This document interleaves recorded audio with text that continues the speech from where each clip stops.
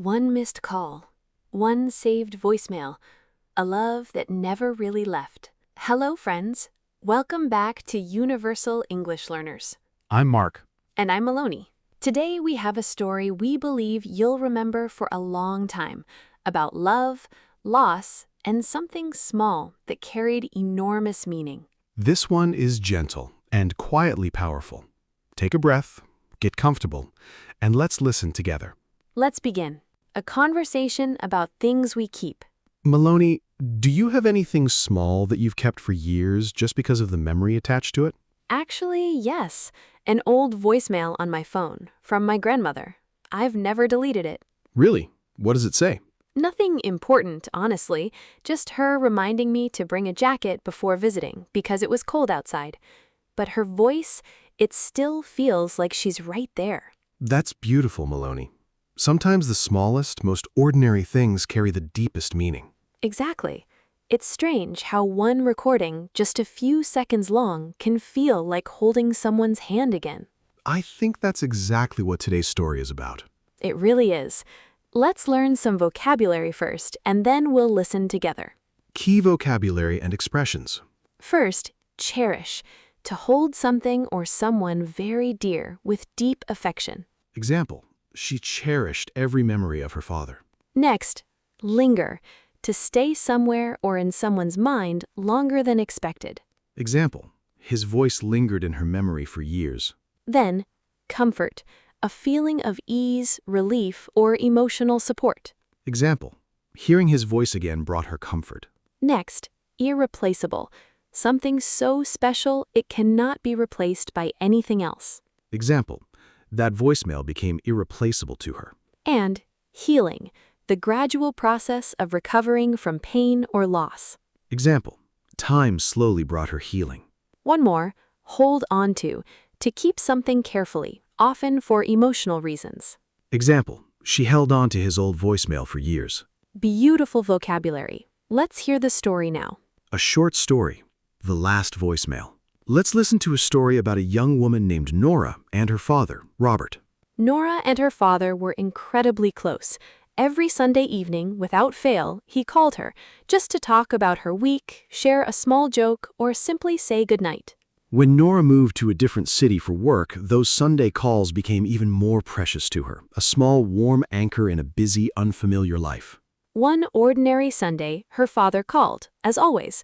Nora was busy with a work deadline and let it go to voicemail, promising herself she'd call him back in an hour.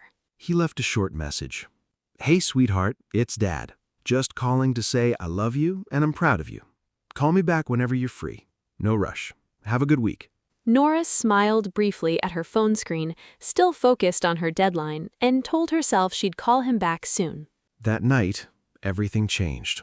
Robert suffered a sudden heart attack and passed away peacefully in his sleep. Nora never got the chance to call him back. For weeks afterwards, she felt paralyzed by grief, replaying that unanswered call over and over in her mind. Why didn't I just call him back right away? It was only 1 hour. But amid the grief, Nora discovered something she hadn't expected. His final voicemail was still saved on her phone. For months, she couldn't bring herself to listen to it again. It felt too painful, too final. But one quiet evening, almost a year later, sitting alone in her apartment, she finally pressed play. Hey, sweetheart, it's Dad. Just calling to say I love you and I'm proud of you. Call me back whenever you're free. No rush. Have a good week. Nora sat in silence, tears falling gently, but for the first time they felt different. Not just painful, but warm too. I hear you, Dad. I love you too. She realized something important in that quiet moment. Her father's love hadn't disappeared with his voice. It had simply become something she could return to, gently, whenever she needed comfort. From that day forward, Nora didn't listen to the voicemail out of grief anymore, but out of love. Occasionally, on hard days, or simply when she missed him. She never deleted it, and she never will. Some voices, once heard, become impossible to lose completely. What this story teaches us. Nora's story stays with a lot of people, Mark. Why do you think that is? I think it's because so many of us have done exactly what Nora did, let a call go to voicemail, telling ourselves, "I'll call back later," without realizing how precious that moment actually was. That's such a human thing to do. We assume there will always be more time. Right. And Nora's story gently reminds us the ordinary Sunday calls, the small check-ins, the "just calling to say I love you" messages are never really ordinary at all. Let's share a few gentle reflections from this story for anyone watching who might need them today. Reflection 1. Answer the call when you can. Not out of guilt, but simply because presence, even for a few minutes, matters more than we often realize. Reflection 2. Small, repeated moments build lasting love. Robert's calls weren't dramatic or grand. They were simple, weekly, steady. That steadiness is what made them so meaningful. Reflection 3. Grief and love can exist in the same memory. Nora's tears changed over time, from painful to warm, without the memory itself changing at all. Reflection 4. It's okay to return to painful memories in your own time. Nora waited almost a year before listening again, and that was okay. Healing doesn't follow a fixed schedule. Reflection 5. Say the words now if you can. I love you. I'm proud of you. Thank you. These small sentences carry enormous weight, especially when we don't know how much time we truly have. These reflections aren't only about loss, they're really about presence, choosing to notice the people we love while we still have the chance. Beautifully said. Let's move into our vocabulary recap now. Vocabulary recap from the story. Let's recap the important words from today's episode. Cherish, to hold something dear with deep affection.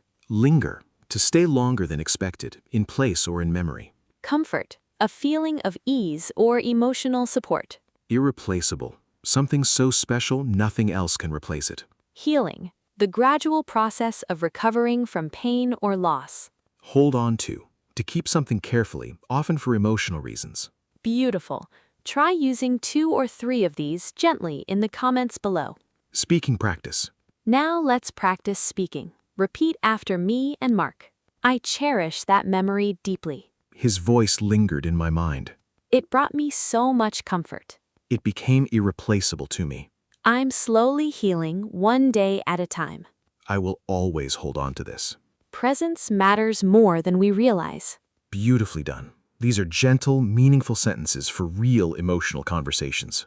Comprehension questions. Let's check your understanding. What did Nora's father usually do every Sunday evening? Why didn't Nora answer her father's last call? What happened to Nora's father that same night? How did Nora feel the second time she listened to the voicemail almost a year later? According to the reflections, what matters more than dramatic gestures in building lasting love? Here are the answers.